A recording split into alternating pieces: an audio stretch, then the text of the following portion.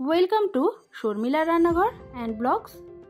তো বন্ধুরা, আজকে আমি তৈরি করে দেখাবো আচারি বেগুন। তো এটা গরম ভাত রুটির সঙ্গে কিন্তু দুর্দান্ত লাগে। তো চলুন রেসিপিটা দেখে নেওয়া যাক। তো এখানে আমি বেশ কিছুটা ছোট বেগুন নিয়ে নিয়েছি। বেগুনগুলোকে ধুয়ে পরিষ্কার করে নিয়েছি। এখন একটা ছুরি দিয়ে এইভাবে আমি কেটে নেব। তো এইভাবে আমি সমস্ত বেগুনগুলোই কিন্তু কেটে নেব। তো এদিকে আমি একটা বাটি নিয়ে নিয়েছি। বাটির মধ্যে দিয়ে দিলাম হলুদ গুঁড়ো, দিয়ে দিচ্ছি লঙ্কার গুঁড়ো, আর এর মধ্যে আমি দিয়ে দেব নুন। এখন অল্প একটু জল দিয়ে দেব। জল দিয়ে আমি একটা পেস্ট তৈরি করে নেব।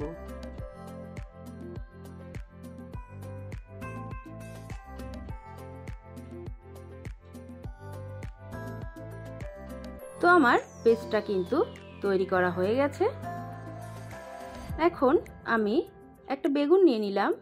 বেগুনের মধ্যে লঙ্কা, হলুদ আর নুনের পেস্টটা এইভাবে লাগিয়ে নেব। তো এইভাবে আমি কিন্তু সমস্ত বেগুনের মধ্যেই এই পেস্টটা এইভাবে চামচ দিয়ে লাগিয়ে নেব।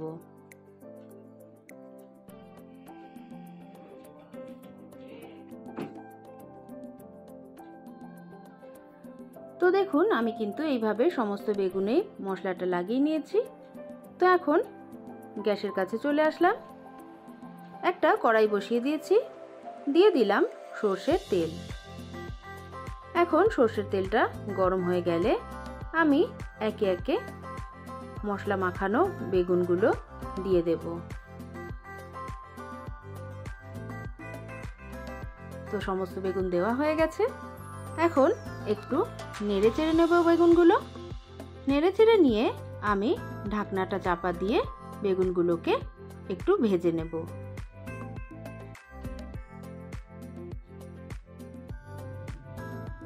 তো ফিরে আসলাম 2 মিনিট পরে। তো এখন আমি বেগুনগুলোকে আবার উল্টে দেব। তো এরকম চাপা দিয়ে দিয়ে আমি বেগুনগুলোকে ভেজে নেব। তো উল্টে দেওয়া হয়ে গেছে। এখন আমি কিন্তু আবারও ঢাকনা চাপা দিয়ে বেগুনগুলোকে ভেজে নেব।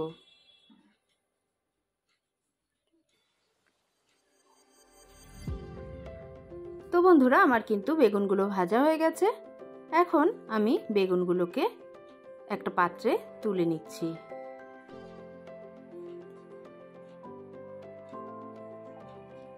এখন ওই তেলের মধ্যেই আমি আরেকটু সর্ষের তেল অ্যাড করে দিলাম। তেলটা গরম হয়ে গেলে আমি 2টো শুকনো লঙ্কা এখানে ভেঙে দিয়ে দেব। একটু নেড়ে চেড়ে লঙ্কাটাকে ভেজে নেব।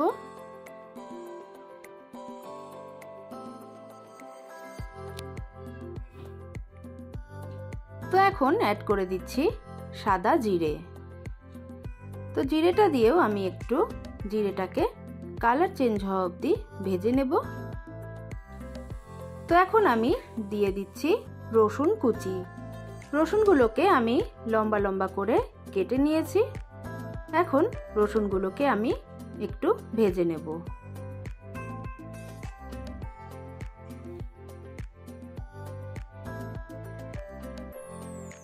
তো রসুনগুলো আমার কিন্তু ভাজা হয়ে গেছে।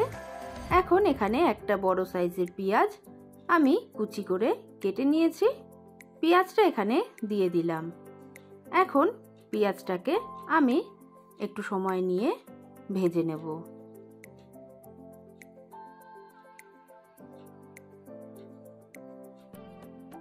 তো দেখো, আমার কিন্তু পেঁয়াজটা ভাজা হয়ে গেছে। এখন আমি অ্যাড করে দেব টমেটো কুচি। তো এখানে আমি একটা বড় সাইজের টমেটো কুচি করে রেখেছি। টমেটোটা আমি এখানে দিয়ে দিলাম। এখন টমেটোটাকেও আমি একটু ভেজে নিচ্ছি।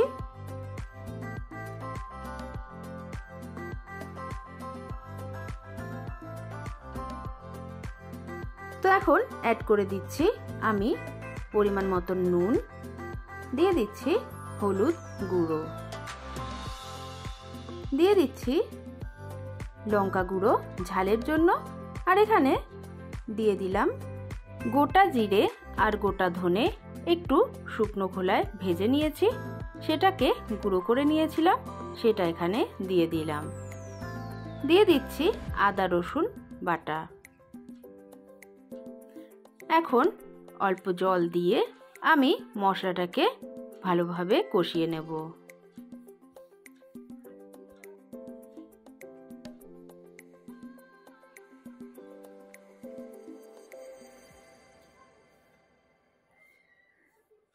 তো প্রিয় দর্শক, এরকম নিত্য নতুন রেসিপি পেতে অবশ্যই শর্মিলার রান্নাঘর চ্যানেলটিকে সাবস্ক্রাইব করে পাশে থাকতে হবে। তো এখন আমি মশলাটাকে এইভাবে ঢাকা দিয়ে দিয়ে কষিয়ে নেব। তো প্রিয় দর্শক, আপনি যদি আমার চ্যানেলের নতুন বন্ধু হয়ে থাকেন তাহলে আমি বলবো চ্যানেলটিকে সাবস্ক্রাইব করে পাশে থাকতে, আর পাশে থাকা বেল আইকনটি প্রেস করে রাখতে, যাতে আমি কোনো ভিডিও আপলোড দিলেই সর্বপ্রথম সেই নোটিফিকেশনটা আপনার কাছে পৌঁছে যায়। তো দেখুন, বলতে বলতে কিন্তু আমার মশলাটা অনেকটাই কষানো হয়ে গেছে। এখন আমি এর মধ্যে অ্যাড করে দিচ্ছি টক দই।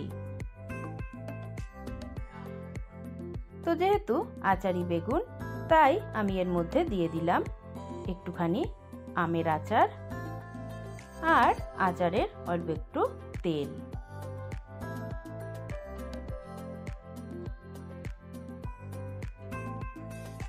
তো সমস্ত কিছু আমি কিন্তু একটু নেড়ে চেড়ে নেব। নেড়ে চেড়ে নিয়ে আমি অ্যাড করে দিচ্ছি চিনি। তো আবারও একটু নেড়ে চেড়ে আমি এর মধ্যে অ্যাড করে দেব জল।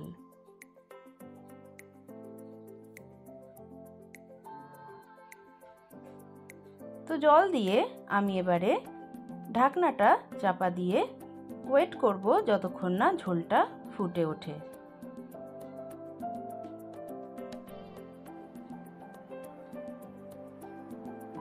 তো দেখুন, আমার কিন্তু ঝোলটা ফুটে উঠেছে। এখন ঢাকনাটা আমি খুলে নিলাম। অ্যাড করে দেব যে বেগুনগুলো আমি ভেজে রেখেছিলাম, সেই বেগুনগুলো।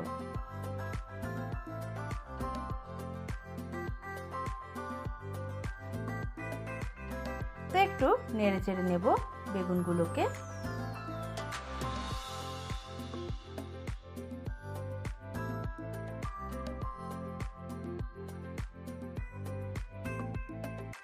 তো এখন ঢাকনাটা চাপা দিয়ে আমি রান্না করে নেব 5 থেকে 7 মিনিট। তো মাঝে আমি কিন্তু একবার বেগুনগুলোকে উল্টে দিয়েছিলাম। তো প্রিয় দর্শক, আমার কিন্তু আচারি বেগুন তৈরি হয়ে গেছে। তো এখন আমি গ্যাসের ফ্লেমটা বন্ধ করে দেব।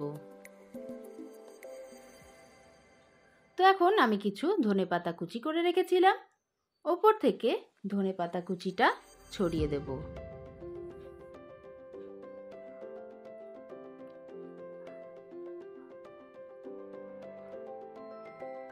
তো এখন একটু নেড়ে চেড়ে নিলেই কিন্তু তৈরি হয়ে যাবে আমাদের আচারি বেগুন। তো এখন আমি সার্ভ করে নেব। তো সার্ভ করার জন্য এখানে আমি একটা পাত্র নিয়ে নিয়েছি। এখন বেগুনগুলো আমি সার্ভ করে নিচ্ছি।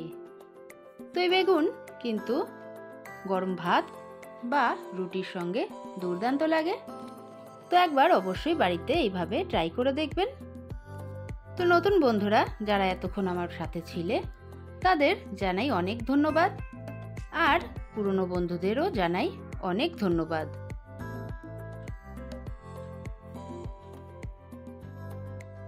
তো আমার রেসিপিটা যদি ভালো লেগে থাকে অবশ্যই একটা লাইক কমেন্ট করে দেবেন, আর যারা আমার চ্যানেলের নতুন বন্ধু তারা চ্যানেলটিকে সাবস্ক্রাইব করে পাশে থেকে যাবেন।